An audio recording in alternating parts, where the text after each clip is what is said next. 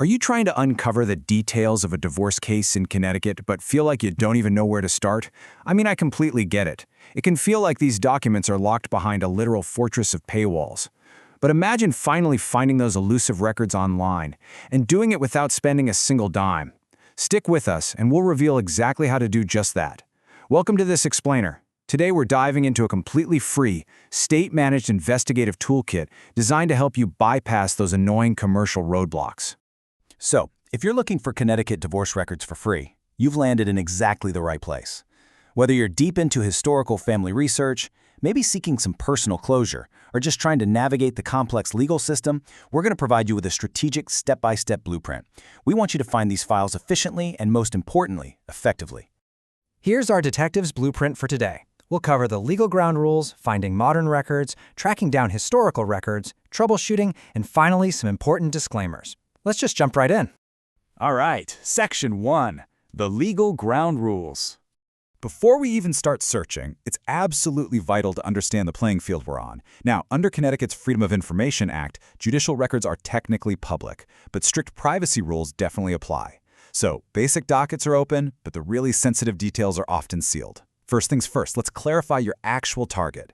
You're looking for the judgment file.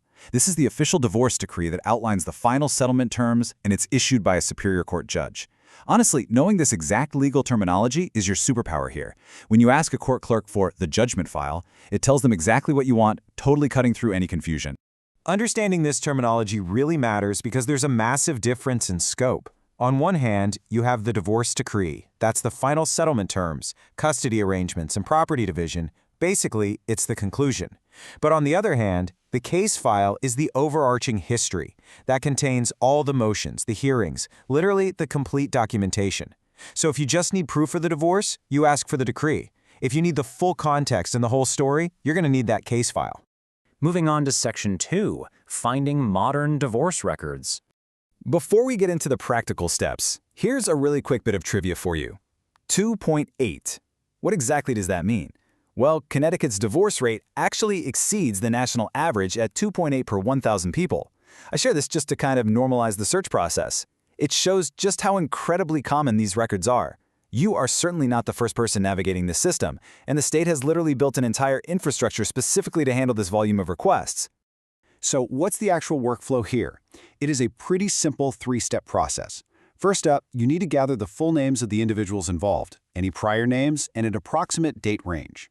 Second, you'll use the state's free civil/family case lookup database online. This is just an incredible public portal that aggregates domestic relations records across all the judicial districts. You literally just plug in the names and you can pull up a case summary right there. And third, once you find that summary, you need to locate the specific judicial district that actually handled the case. Remember, the online lookup gives you the summary, not the physical documents. To get those, you absolutely need to know which specific courthouse to contact. So a crucial point here is managing your expectations. While the online database search itself is completely free, obtaining unredacted, certified paper copies is a whole separate process. To get these certified copies, which, by the way, serve as the actual legal proof of the divorce, you must contact the specific judicial district clerk's office. You'll need to provide the exact names, dates, and that docket number you found online. Then, you just present a government-issued photo ID and pay a really nominal fee to cover the physical copying costs. All right, Section 3, tracking down historical records. This section is especially for all the genealogists and historical researchers out there whose targets predate the modern digital system. When historical cases are closed, they eventually get retired from active courthouses. And depending on the year of the divorce, those records actually belong to entirely different state agencies. So, think of this breakdown as your ultimate cheat sheet. Records from 1655 to 1953, those are at the Connecticut State Library Archives. Records from 1968 to 1997, they sit with the Department of Public Health. And present-day records, well, those remain with the Superior Court Judicial Branch. Let's focus in on the Connecticut State Library in Hartford for a second, because their resources are truly incredible. They have a completely free online index that covers centuries of judicial actions, going all the way from 1655 to 1953. But what if the year you need is missing? Well, no worries. They actually have physical volumes for those gap years right in their reading room. And perhaps most impressively, the State Library offers in-person document certification. Under the authority of the state librarian, they can literally attach a signed attestation page and a beautiful embossed gold seal to historical court files. Plus, their history and genealogy unit is right there to assist you if you get stuck. Now here's a genuine detective's pro tip for historical research. Have you ever been researching a family line and one spouse just seemingly vanished into thin air? Look for an order of notice. Under Connecticut court rules, if a plaintiff couldn't locate their spouse to serve them with a divorce complaint, the court would actually order a legal notice to be published in a local newspaper near the spouse's last known address. So searching digitized historical newspapers for these notices can give you both parties' names and point you directly to the exact court handling the case. It is a total game changer. Moving on to Section 4, Troubleshooting Your Search. But what happens when the official judicial databases and state archives come up completely empty? Well, if you're stuck, we have some brilliant workarounds for you. First off, check town-level land records. If the divorcing parties owned real estate, there are very often notations in land instruments concerning how the property was split. Second, take a look at subsequent marriage certificates. If one of the parties remarried, their new marriage record might actually list the prior divorce case number right there on the document.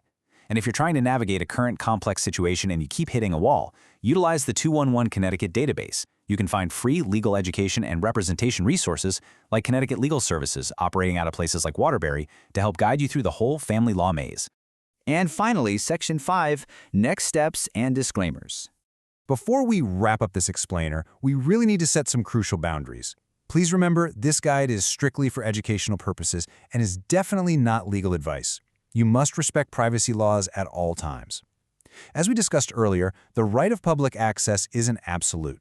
Judges routinely seal sensitive information, especially when it comes to child custody arrangements or highly personal financial records. Just because a record exists does not mean every single page is open to the public. And finally, laws and accessibility can change over time, so you should always verify your findings and procedures with official Connecticut judicial sources or the vital records offices.